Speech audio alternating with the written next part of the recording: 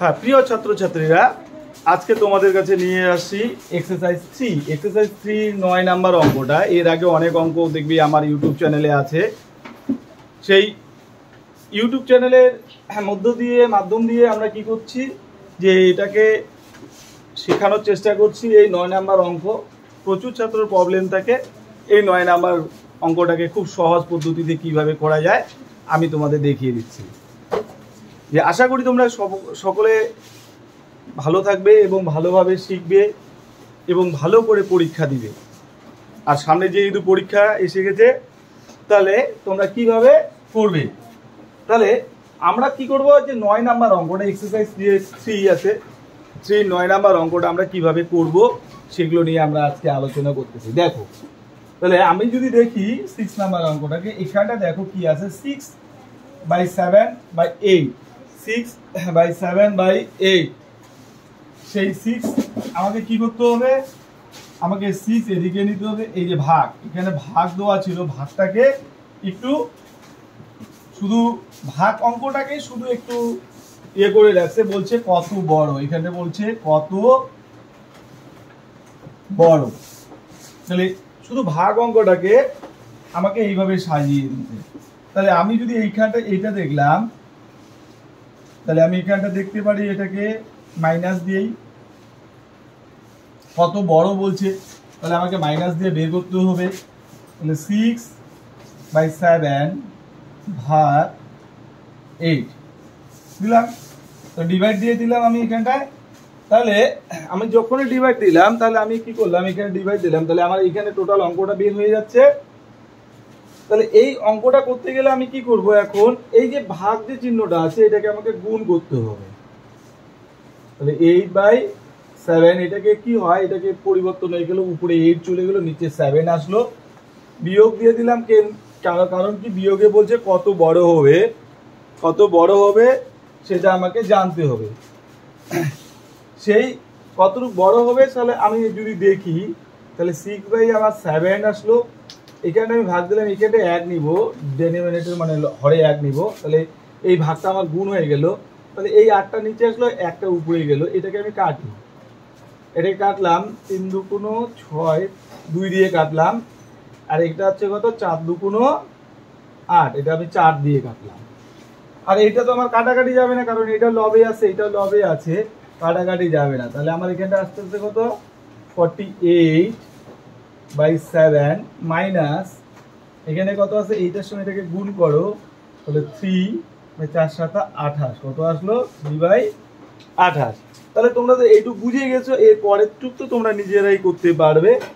এখানটায়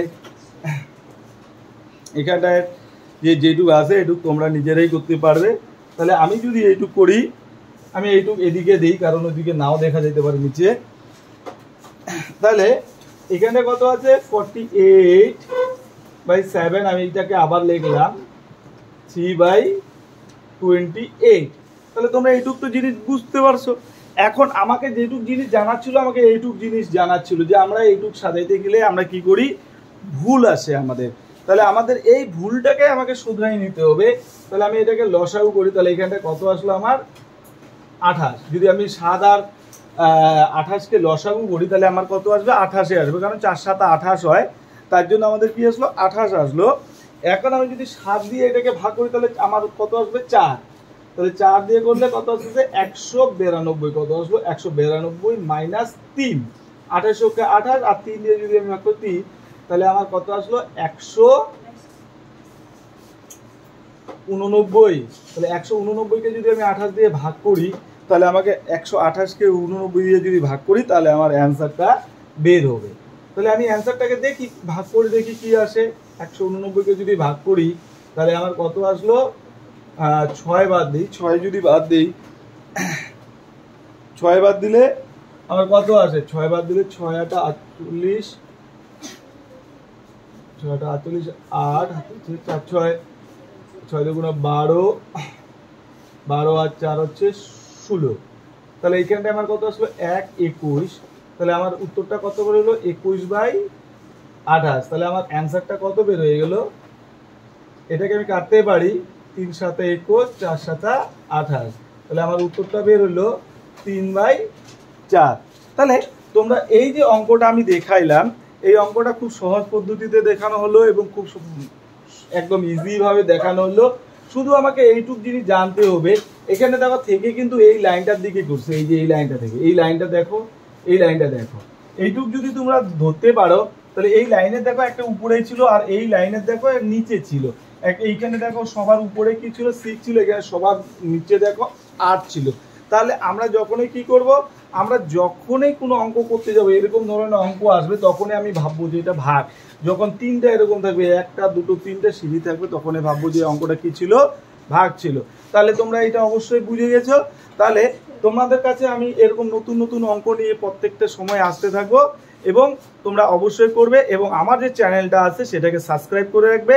দেখবে তোমরা এরকম নতুন নতুন যে নবোদয় বিদ্যালয়ে যে এক্সামের পরীক্ষাগুলো হয় বা বিভিন্ন রকমের কম্পিটিটিভ যে এক্সামগুলো হয় সেইগুলোতে তোমরা খুব সহজে এই অঙ্কগুলো পেয়ে যাবে এবং খুব সহজ ভাষায় আমরা বুঝিয়ে দেওয়ার চেষ্টা করব। যদি তোমাদের কোনো বুঝতে অসুবিধা হয় তাহলে আমার যে কমেন্ট বক্স আছে সেখানে কমেন্ট করে তোমরা জানিয়ে দিবেন। তাহলে তোমরা তোমাদের যে এই যে অঙ্কটা আছে খুব সহজ ভাষায় দেওয়া আছে, তোমরা করতে পারো।